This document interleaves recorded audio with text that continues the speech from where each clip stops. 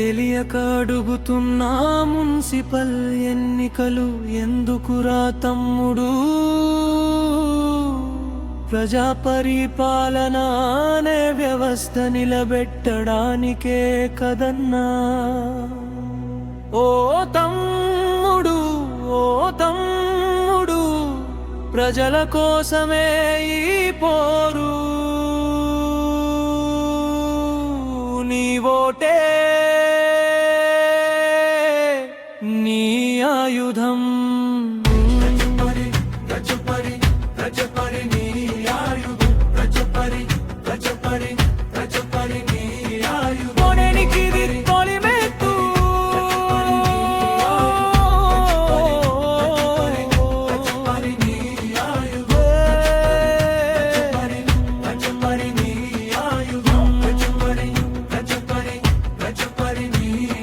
Collector ఉన్నాడు, chairman ఉన్నారు, engineer, ఉద్యోగి అందరూ ఉన్నారే తమ్ముడు. అన్నా అన్నా ఇది నీకు ఇంకా అర్థం కాలేదా? ప్రజా ఉద్యోగుల్లో కొందరు లంచగొండులయ్యారన్న నిజం. డబ్బు లేకుండా మున్సిపల్లో మన ఫైల కదలదన్న సత్యం. కాంట్రాక్టర్ అయితే బిల్ ముందే లంచం అన్న నియమం. ఇంటి అనుమతి కావాలంటే ఎంత ఇవ్వాలో లెక్క. ప్రజలకే పని చేయాల్సిన వాళ్ళు ప్రజల్నే తిప్పుతారు డబ్బు కోసం.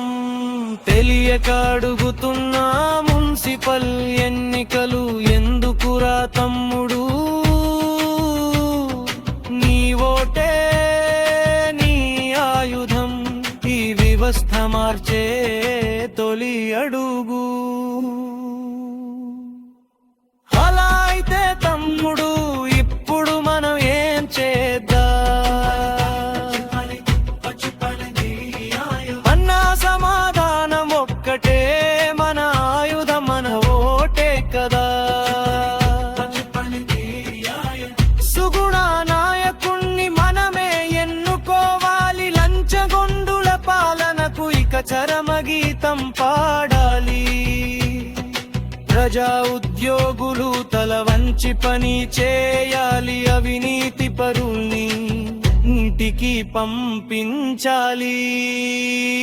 నీ ఓటే నీ ఆయుధం. న్యాయానికి ఇది తొలి అదుగు.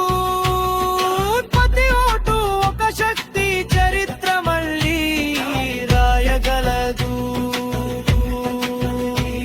అది ఎలా కుదురుతుంది అన్నావా తమ్ముడు? నా అనుభవమే విను ఇప్పుడు. ఇల్లు కట్టే వేళ అనుమతి కోసం మున్సిపాలిటీకి వెళ్తే ఇంజనీరు గారు మీ కార్పొరేటర్ ని కలవండి అన్నాడే. కార్పొరేటర్ దగ్గరికి వెళ్తే డబ్బు చేతిలో పెట్టుకున్నాడే. ఎందుకని అడిగితే ఎన్నికలప్పుడు నోట్లు తీసుకున్నావు కదా అన్నాడే.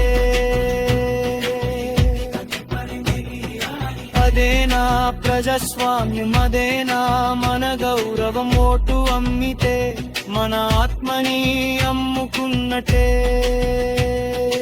అందుకే అన్నా ఈసారి జరిగే ఎన్నికల్లో డబ్బు తీసుకోవద్దు. మన ఆత్మాభిమానాన్ని చంపుకోవద్దు. మంచి గుణవంతుడిని, ప్రజాస్వామ్య విలువల్ని కాపాడే నీతి గల నాయకుణ్ణి మనమే ఎన్నుకోవాలి. ప్రజాస్వామ్య పాలన అందరికీ అందేలా చేయాలి. నేతాజీ, భగత్ సింగ్, బాపూజీ, అంబేద్కర్ కలలు గన్న సమాజాన్ని మళ్ళీ నిర్మించ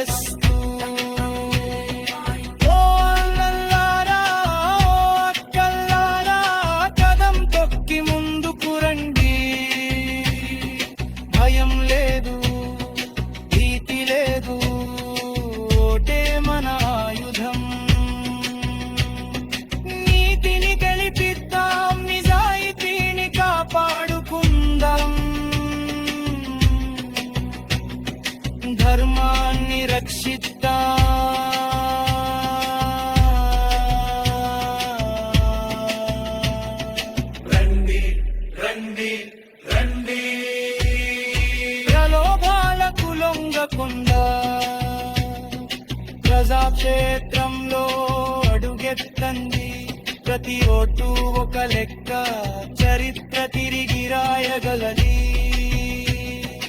ఓటే మీ ఆయుధం అన్నల్లారా, నీ ఓటే నీ ఆయుధం. న్యాయానికి ఇది తొలి అడుగు. ఈ సమాజం మారాలి అంటే మొదటి నమ్ముడే మొదలు.